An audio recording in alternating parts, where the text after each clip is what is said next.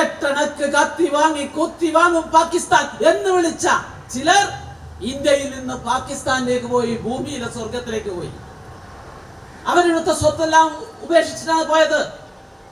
എന്നാൽ അതുപോലെ അതിനേക്കാൾ ഇരട്ടിയ ഹിന്ദുക്കൾ പാകിസ്ഥാനിൽ നിന്ന് അവരുടെ സ്ഥാവര ജംഗമ വസ്തുക്കളെല്ലാം ഉപേക്ഷിച്ച് ഇന്ത്യയിലേക്ക് വന്നു.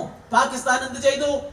പാകിസ്ഥാൻ ആ ഭൂമിയൊക്കെ ഗവൺമെന്റ് ഏറ്റെടുത്തുകൊണ്ട് അവിടുത്തെ പാവങ്ങൾക്ക് വിതരണം ചെയ്തു. പക്ഷേ നെഹ്റു ചെയ്ത തെറ്റെന്താണെന്ന് വെച്ചാൽ, ഇങ്ങനെ ഉപേക്ഷിക്കപ്പെട്ട ഇന്ത്യയിലെ ഭൂമി വഖഫ് ബോർഡ് ഉണ്ടാക്കി വഖഫ് ബോർഡിന് നൽകുകയായിരുന്നു. അതിൽ ഞങ്ങൾക്ക് എതിർപ്പില്ല.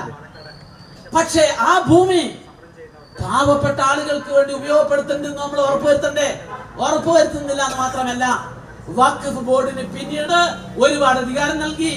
സുപ്രീം കോടതിയേക്കാൾ വലിയ അധികാരം, അതുപോലെ തന്നെ ഭരണഘടനയേക്കാൾ വലിയ അധികാരം. ആ അധികാരം ആണ്